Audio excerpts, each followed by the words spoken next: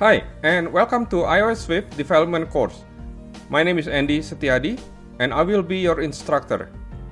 I've been doing web and mobile development for the past 15 years, and currently working for a Fortune Top 25 companies.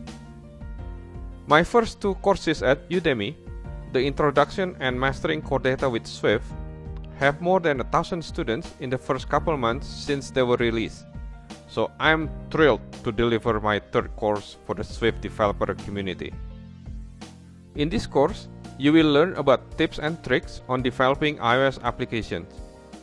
We will cover various topics like auto layout and size classes, storyboard reference, and we're going to look how we can refactor our current storyboard and create storyboard reference.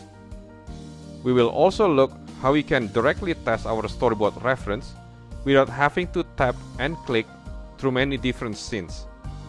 On the table view, we will learn different table view features, like drag and dropping table view cells, swipe to delete, or adding search bar for our table view applications.